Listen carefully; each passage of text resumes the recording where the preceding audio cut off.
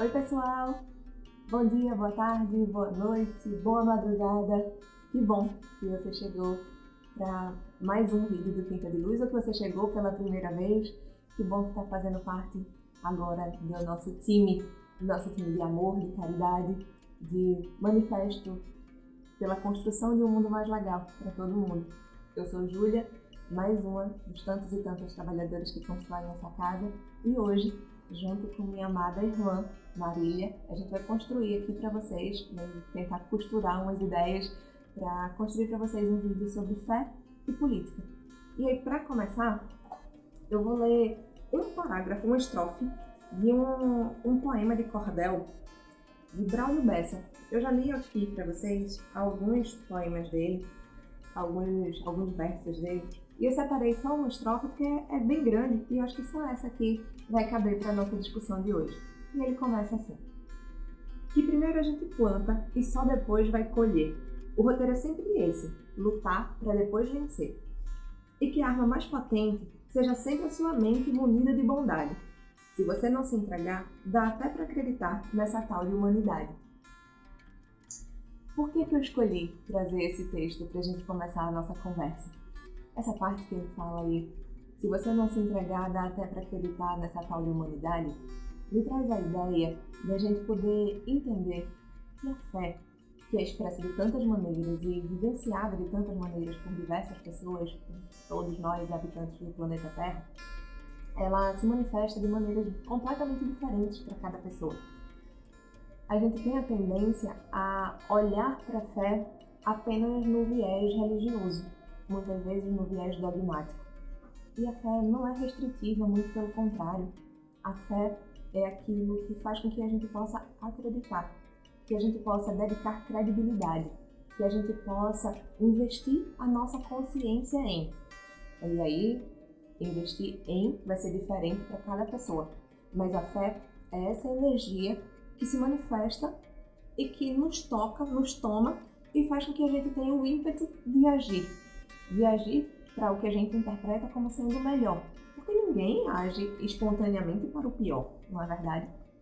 Então, como é que isso pode se revelar e ser importante na construção de uma subjetividade, na construção da história de uma pessoa? Bom, a gente pode partir do princípio de que quando a gente nasce, a gente tem a possibilidade de uma nova encarnação dentro da eternidade. Chico Xavier, em um texto dele chamado...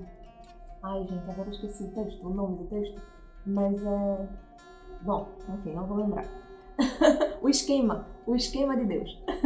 E aí ele fala o seguinte, ele diz que a nossa noção de tempo, a nossa percepção a respeito do tempo, é só um recorte da eternidade. É uma racionalização para que a gente possa compreender a nossa existência dentro dessa realidade que é infinita, né? Que é a eternidade.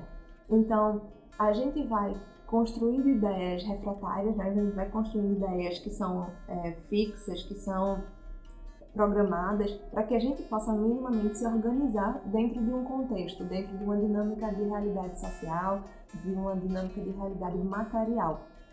E aí, quando a gente sai desse aspecto tão dogmático, tão padronizado, a gente consegue entrar numa relativização. Quando a gente relativiza, a gente pode expressar o nosso ser em existência constante, em existência contínua, de uma maneira mais fluida. Quando a gente tem, então, a chance de reencarnar, a gente chega aqui nesse planeta, normalmente em uma família. Algumas vezes essa família precisa ser reconstruída a partir de novos vínculos, mas a gente chega e começa a participar de um núcleo familiar, seja ele qual for, e a gente vai precisar de cuidado. A gente já falou aqui em outros momentos, né, que um bebê, se não for cuidado, morre. Um bebê de ser humano não é feito bebê dos outros animais, a grande maioria dos outros animais, que vai se desenrolando na natureza. Se a gente não for cuidado, a gente morre.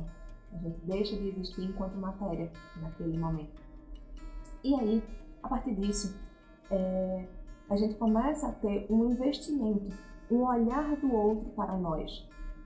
Nesse investimento do outro, nesse olhar do outro para nós, a gente começa, eu vou fazer uma uma divagação aqui, uma derivação teórica, né, para que a gente possa entender. A gente começa a apostar na fé do outro em nós.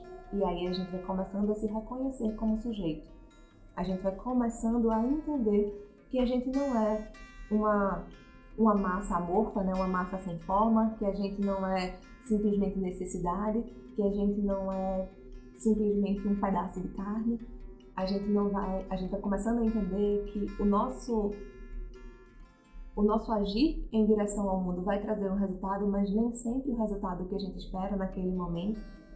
Então, a partir disso, a partir dessa percepção, a gente vai entendendo, né, o bebê vai entendendo, assumindo que o outro que cuida também tem as suas próprias vontades, também tem os seus próprios desejos, também tem um ambiente interno, que pode ser bom ou mal, organizado ou caótico, enfim. E a partir disso, a partir desse processo de consciência, não uma consciência como a gente compreende, mas de uma realização, a gente vai chegar lá, eu estou já antecipando, a partir de uma desilusão, a gente vai entrando na ideia de que a gente passa por estágios de amadurecimento. 3 desses estágios principais nessa vida primária, assim, né, nessa vida de um bebê mais novinho, seriam a integração, a personalização e a realização.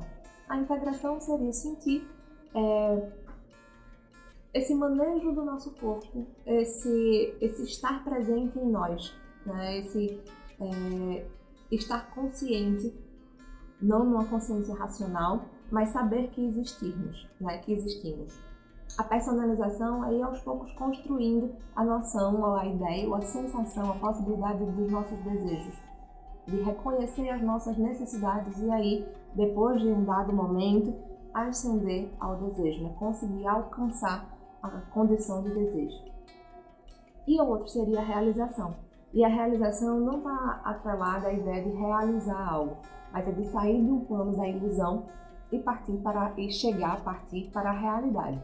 A gente entender que a gente habita esse plano material, esse plano real aqui, que a gente está em relação também. A partir disso, a gente começa a viver no mundo que é político. Se vocês viram o último vídeo, né, com Marília, ela estava falando sobre a política ser uma possibilidade de expressão da nossa plena liberdade. Expressão da nossa plena liberdade também admitindo a condição de expressão da plena liberdade do outro, da outra, tá? Daqueles que convivem conosco e que fazem a nossa vida ganhar sentido. Porque toda experiência, ela só tem sentido quando contextualizada. Então, a gente habita esse planeta e a gente começa a ter noção da nossa existência e a gente começa a organizar a nossa psique a partir da fé do outro em nós, a partir do investimento de energia do outro em nós, a partir da ideia de que existimos também em ilusão, em fantasia, em realização, em ideia, em desejo, na consciência do outro. A partir disso, a gente vai construindo o nosso si mesmo. Vê como isso é legal. Como é interessante a gente entender que a fé que o outro aplica no nosso desenvolvimento, no nosso amadurecimento, é que vai garantir a nossa existência enquanto sujeitos. Só que aí, o mais legal de tudo, é que a fé que o outro aplica em nós, dedica a nós, não vai fazer com que nós sejamos o sujeito que o outro deseja ou que o outro espera que sejamos. Apesar da gente, em ideal, existir nessa consciência ou nesse espaço inconsciente de quem nos cuida, a gente vai se manifestar no mundo da nossa própria maneira. E aí eu venho com a ideia que eu vi Trigueirinho falando, que eu achei muito legal, e que ele diz que a fé é a consciência de que nós existimos e que essa fé só é possível em espírito. Não tomando aí nenhum caráter religioso, mas ele fala que na alma, né, ou seja, no espírito encarnado, no corpo, a gente só pode ter crença, confiança. E ele coloca como confiança sendo uma boa palavra para ser usada aí, mas que a fé é uma propriedade do espírito. Porque De resto, quando a gente desencarna, quando a gente desapega da matéria, né? Quando a gente sai da matéria, a gente perde algumas características, ou a gente desinveste algumas características de personalidade. Então a fé, essencialmente, ela só poderia ser expressa e vivenciada em espírito. Então, se somos espíritos habitando corpos, manifestando essa fé de alguma maneira, o que a gente tem aqui como instrumento de ação é a nossa crença, a nossa condição, enfim, de acreditar, a nossa condição de colocar em prática aquilo que a gente deseja. E a política é um instrumento através do qual a gente pode fazer isso muito bem, através do qual a gente pode expressar a nossa consciência de quem somos, visando o nosso bem e o bem da coletividade. Eu separei aqui no Evangelho segundo o Espiritismo um trechinho que foi escrito, editado por um espírito protetor em Paris, 1863, e ele fala, o título é A Fé Divina e a Fé Humana. E ele fala assim: a fé é um sentimento que nasce com o homem sobre o seu destino futuro. É a consciência das imensas faculdades que ele possui e que estão, como uma semente, adormecidas em seu íntimo. Cabe ao homem, pela ação de sua vontade, fazer desabrochar e crescer essas faculdades ao longo do tempo. Até hoje, a fé é mais compreendida pelo seu aspecto religioso. Isso não acontece porque as pessoas não entenderam o verdadeiro caráter, isso acontece porque as pessoas não entenderam o verdadeiro caráter da missão de Cristo, considerando-o apenas como um chefe de religião, capaz de operar milagres através da fé. Porém, esse não é o único objetivo da fé na vida do homem. Ela também reflete a confiança que se tem na possibilidade de se realizar alguma coisa.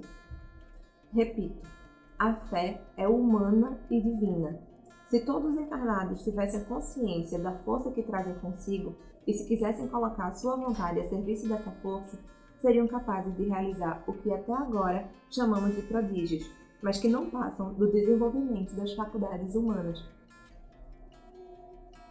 Como está muito nítido aqui nesse texto, está muito claro, e como eu falei antes, a fé se expressa de diversas maneiras. Eu trouxe para vocês uma perspectiva que fala de uma fé individual, da fé que, investida em nós, faz com que tenhamos fé em nós mesmos, na nossa consciência de existirmos e da nossa possibilidade de ação diante do mundo, diante de nós mesmos.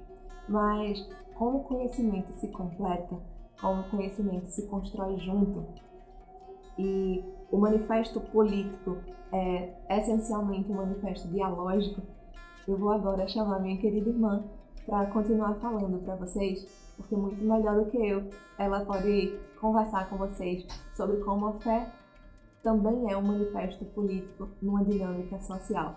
Então, chega aí, Lila. Beijo. Oi, pessoal.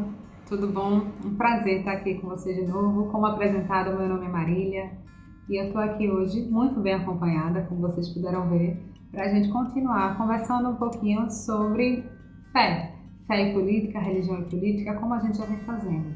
A gente já conversou um pouquinho sobre religião e política e como a política pode ser compreendida como esse espaço de liberdade e expressão da própria identidade, né? E a liberdade plena do sujeito em relação com o outro. E como a religião, apesar de uma escolha e um caminho extremamente pessoal, é também uma escolha e um compromisso coletivo, né?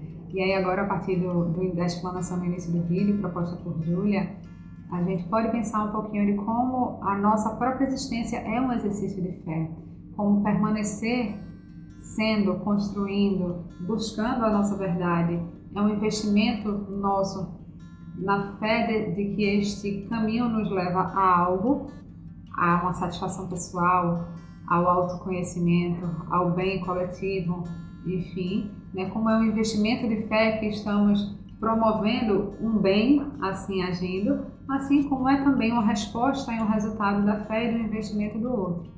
Então a gente tem aí a correlação, tanto da fé quanto da religião, como da política, como movimentos muito pessoais de crença e de escolha, né? ao mesmo tempo que são expressões coletivas dessas escolhas. Então, nesse sentido, a gente pode pensar que a escolha e as práticas individuais nunca são exclusivamente individuais, né? Elas reverberam na nossa conduta e na nossa interação com o outro e assim reverberam na coletividade, reverberam no espaço em que a gente vive.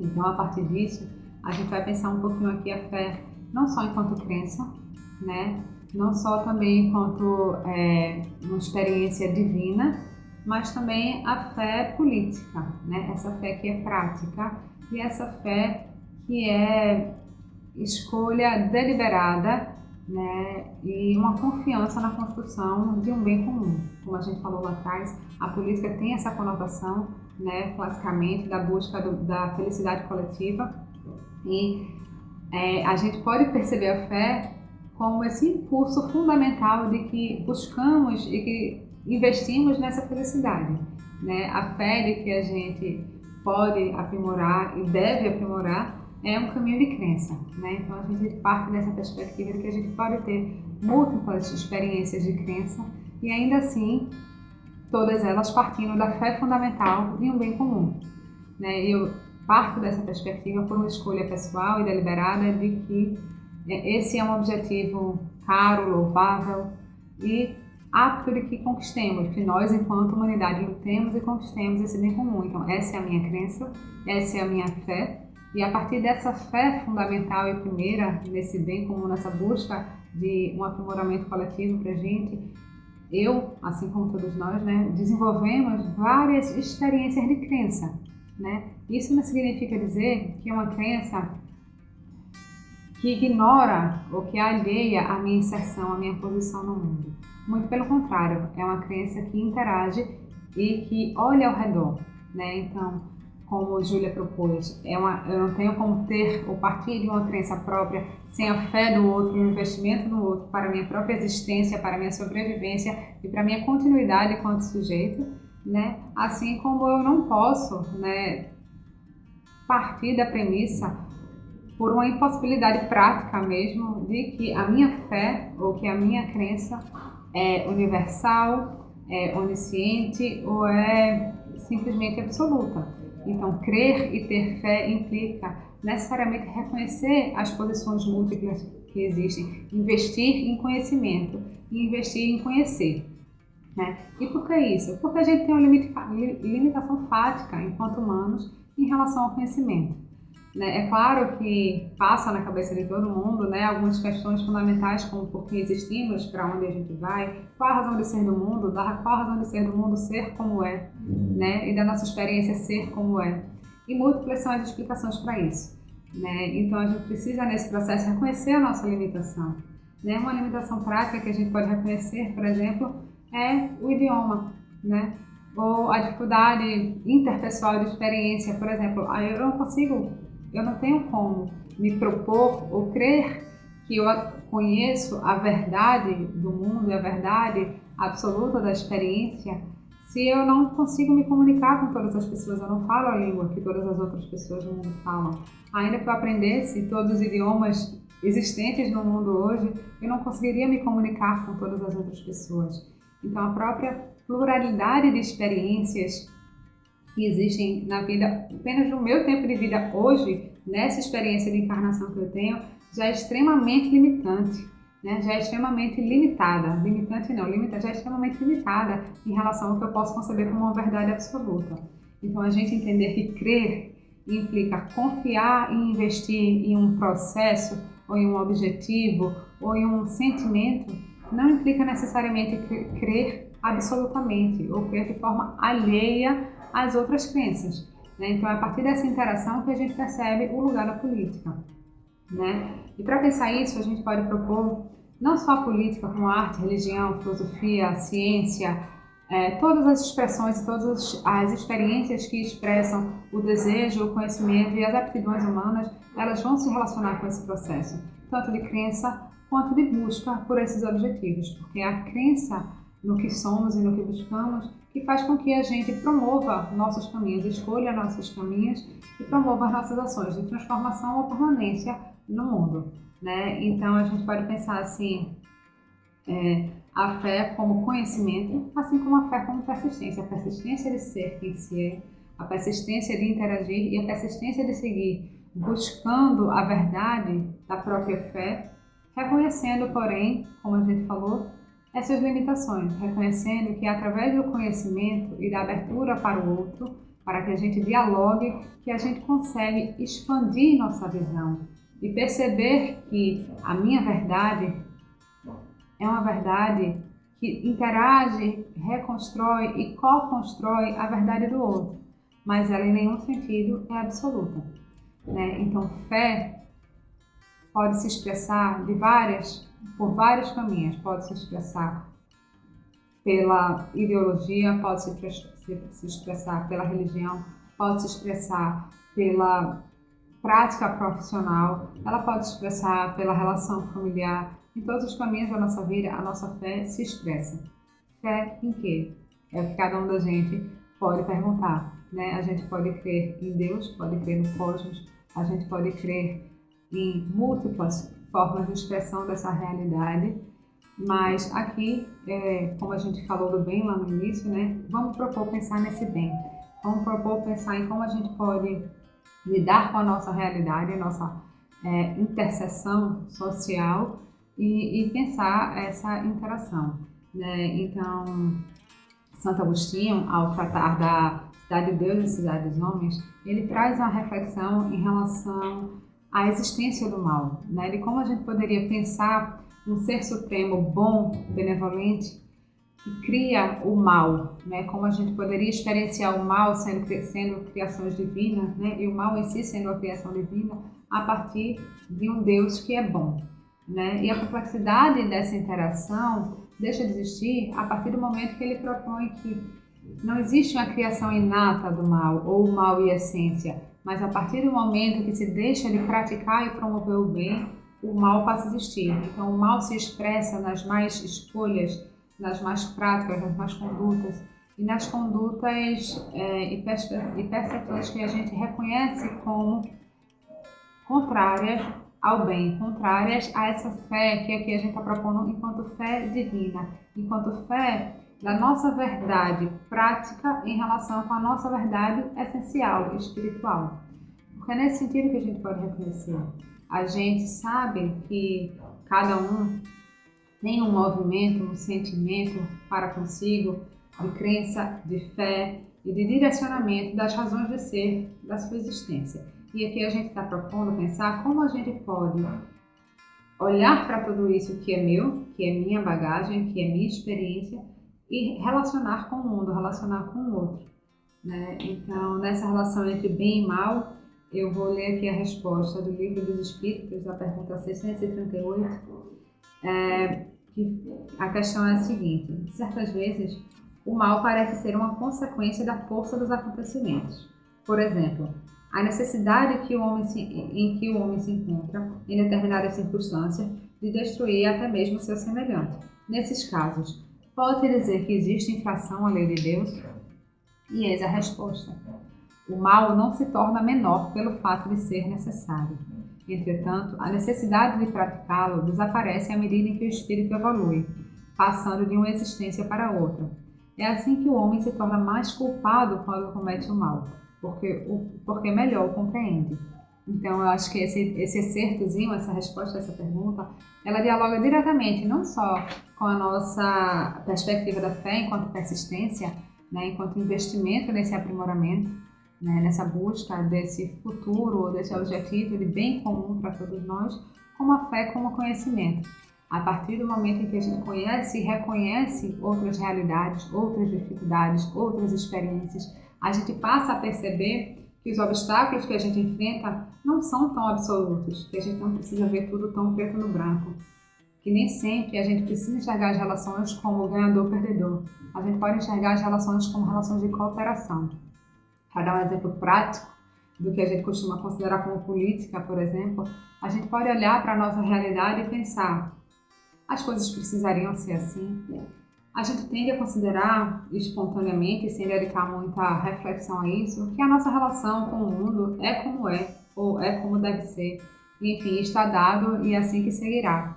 né? Então, por exemplo, a gente se vive hoje, estou falando da minha realidade, num país, né, com território, governo, população, com processos institucionais, com instituições formais, e a gente se depara nessa experiência cotidiana com vários desafios, seja o desafio de saúde, de transporte, de mobilidade, de interação com outras pessoas, de empregabilidade, e a gente muitas vezes se pega nesse comportamento de interpretar que essas relações elas são assim mesmo e que a nossa ação não é potente ou não é capaz de transformar essa realidade. E aí que a gente traz a fé política, né? Que é essa fé que reconhece, como a gente falou no outro vídeo, o poder de agência e transformação dos sujeitos. Reconhecer a política como o milagre que nós temos de recorrentemente e diuturnamente agir pela transformação da nossa realidade e da realidade do nosso entorno é exatamente a expressão da política proposta por Hannah Arendt, né? Então, a partir do momento que a gente pensa esse mal, como propõe no Livro dos Espíritos, nessa relação do que, a partir do quanto mais a gente conhece, a gente deixa de perceber a necessidade da prática do mal, e quanto mais a gente trabalha nesse conhecimento, nesse investimento da relação entre a nossa fé política e a nossa fé espiritual, a gente melhor compreende o mal e melhor se autorresponsabiliza por esse mal, a tendência é que a gente opte, né, ou consiga enxergar que seria possível optar por uma conduta diferente. Então, a interação com o outro e a crença, né, são essenciais, porque é a partir da minha crença e da minha verdade que eu consigo olhar para mim, olhar para o outro e perceber a minha posição no mundo, a minha posição em relação às instituições e como eu posso, na minha rotina, agir enquanto transformação ou permanência, né? E esse investimento, e essa persistência de ser quem se é, esse investimento a partir das expectativas que a gente socialmente constrói, é um exercício de fé, né? Como a Júlia trouxe inicialmente, a fé em si e a fé do outro na nossa existência é que promove e que permite a nossa vivência e a nossa vida enquanto pessoas, enquanto seres humanos. Então, esse exercício de reconhecer o limite da minha crença e reconhecer as múltiplas possibilidades de interação da minha crença é pautado pelo conhecimento, é pautado não pelo alinhamento, mas pela aproximação de realidades distintas que podem me trazer significados, ou me trazer respostas, ou me trazer conforto com as escolhas em que eu realizei. Nunca o alinhamento, né? Então, é a partir dessa perspectiva que a gente pensa na fé, não só como uma possibilidade de crença, mas como uma possibilidade de agência e como uma possibilidade de realizar o improvável. Então, pensando novamente nesse contexto, né, social em que a gente vive, sim, vivemos em estados que não existem desde sempre, né? A humanidade pode se organizar de diversas formas, já o fez na história da humanidade, né? Hoje ainda assim o faz, né? Então, se a gente discorda, se a gente pensa nas nossas leis, nas nossas instituições, nos nossos representantes, se a gente pensa na forma como a gente pratica essa política formal e a gente discorda a partir da nossa crença desse processo, a gente precisa reconhecer que a gente tem o poder e agência para transformar essa realidade. Assim como se a gente discorda ou se a gente concorda com a forma com que a gente interage com o outro, com que a gente enxerga, se posiciona, olha para si, pensa qual é o meu lugar, qual é a minha responsabilidade nesse mundo, a gente tem sempre a possibilidade de transformar e de deslocar e de mudar essa forma de agir, né? Então, a fé, ela nos conecta consigo e com a nossa experiência espiritual, reencarnatória, com a bagagem que a gente traz de todo o processo. A fé divina nos traz esse movimento de religiosidade, no sentido da religiosidade política, de religação com o cosmos, com esse aspecto transcendente da nossa experiência humana, assim como a fé política traz a gente para esse desejo ou esse investimento e essa expectativa, né, de realização do improvável, né? Seja o improvável na nossa vida, na conquista de objetivos, na conquista de desejos, seja o improvável na vida coletiva, né? Pensando no bem-estar comum, pensando no aprimoramento coletivo e pensando no crescimento de todos nós. Então, a partir dessa dicotomia bem e mal, e de perceber como o mal existe apenas pela escolha da ausência de bem, a gente pode pensar como a nossa fé no bem é desafiada, né, rotineiramente, e como a gente pode fazer escolhas de reavivar, reincentivar e reconstruir a nossa conduta em busca desse bem, dessa crença fundamental num bem coletivo. Então, era essa proposta que eu tinha para a gente pensar hoje, para a gente levar para a cama e ver como a gente percebe a nossa fé divina e a nossa fé política, como a gente pode conectar tudo isso e pensar um pouquinho nas nossas instituições, nos nossos valores, no que a gente está promovendo no mundo, no que a gente está buscando enquanto objetivo de vida. Vamos seguir nesse debate, né? Acompanhe as nossas redes sociais, no Instagram, aqui no YouTube e converse com a gente, né? Envie para a gente as suas ideias para que a gente possa sempre construir juntos esse debate. Um beijo para todo mundo, fiquem com Deus.